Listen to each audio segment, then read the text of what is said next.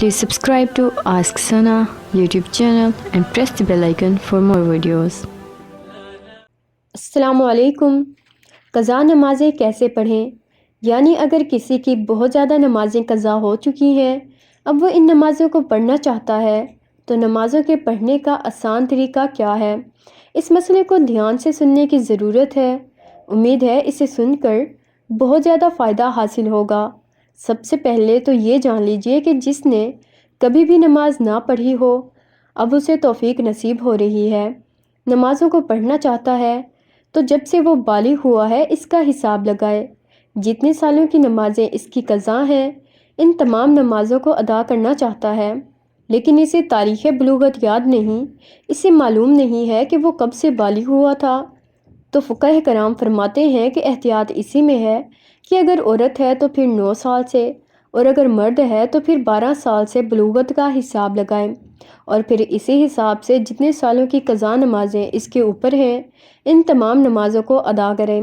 اور دوسری بات یہ بھی یاد رکھنے کے قابل ہے کہ قضا نمازیں ہر روز کی 20 رکعت ہوتی ہیں، یعنی قضا نمازوں میں سنت و نوافل کی قضا نہیں ہوتی، صرف فرض اور وتر کی قضا کی جائے گی، یعنی فجر کے 2 فرض، ظہر کے 4 فرض، عصر کے 4 فرض، مغرب کے 3 فرض، اور وتر و عشاء کے 4 فرض اور 3 وتر، ان کی قضا کی جائے گی۔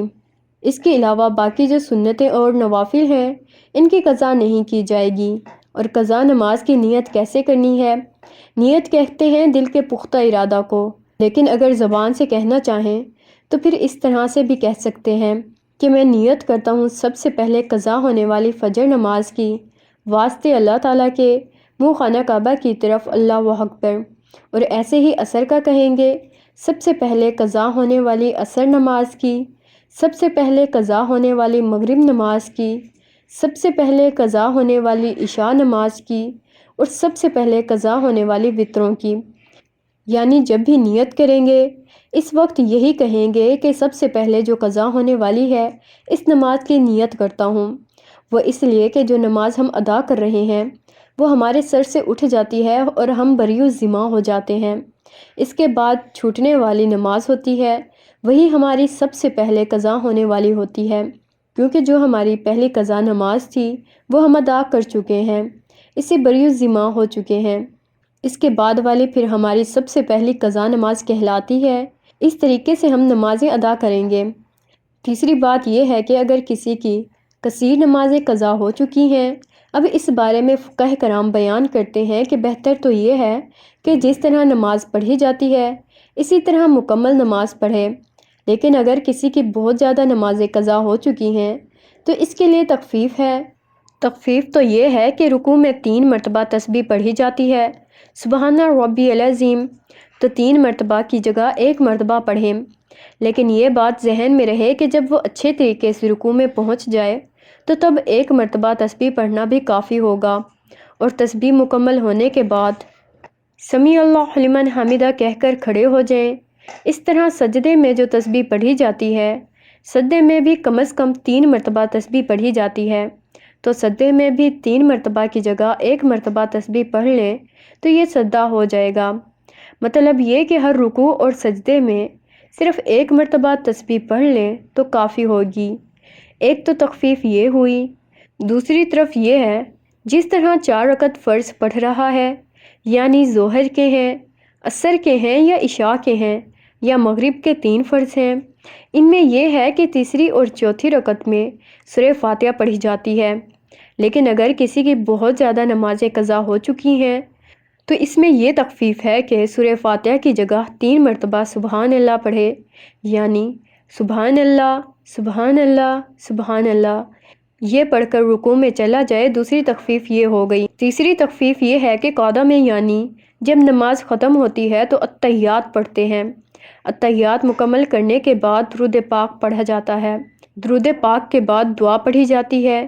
اس میں تخفیف یہ ہے کہ آخری قعدہ میں التحیات پڑھنے کے بعد درود اور دعا پڑھنے کی جگہ صرف اتنا پڑھ لیں، اللہم صلی علی محمد وعلی، یعنی درود پاک کے کلمات پڑھے، اللہم صلی علی محمد وعلی، یہ تیسری تخفیف ہے۔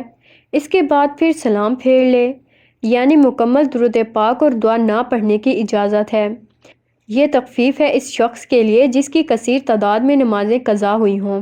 اور چوتھی تخفیف یہ ہے کہ جو وتر نماز ہے اس میں تیسری رکعت میں سورت ضرور ملانی ہے۔ فرضوں میں تیسری اور چوتھی رکعت میں سورت کی جگہ 3 مرتبہ سبحان اللہ پڑھ لینا کافی ہے، لیکن وتر کی نماز ہے اس میں تیسری رکعت میں سورہ فاتحہ بھی پڑھی جائے گی اور دوسری سورت بھی ملانا ضروری ہے۔ اب اللہ اکبر کہہ کر دعائے قنوت پڑھی جاتی ہے، لیکن دعائے قنوت کی جگہ اگر وہ رب اغفر لی، رب اغفر لی، رب اغفر لی یہ 3 مرتبہ پڑھ لے یا پھر 1 مرتبہ پڑھ کر رکوع میں چلا جائے تو تب بھی اس کی نماز بالکل درست ہو جائے گی۔ اس طریقہ سے قضا نمازوں کے لیے یہ تخفیف ہے۔ اس تخفیف کے ساتھ اگر نماز پڑھیں گے تو آپ کی دعاؤں سے زیادہ نمازیں جو قضا ہو چکی ہیں وہ بہت جلد ادا ہو جائیں گی۔ فقہ کرام بیان کرتے ہیں کہ اس طریقہ سے اس تقسیم کا فائدہ اٹھا کر جس شخص سے زیادہ نمازیں قضا ہو چکی ہیں وہ اپنی نمازوں کو جلد ادا کر کے ان فرائض سے بری الذمہ ہو جائے۔ اور یاد رکھیے گا نمازوں کے ساتھ ساتھ توبہ کرنا لازمی ہے، کیونکہ نمازیں جو قضا ہیں ان کا گناہ ہے تو گناہ سے توبہ کرنا لازمی بات ہے۔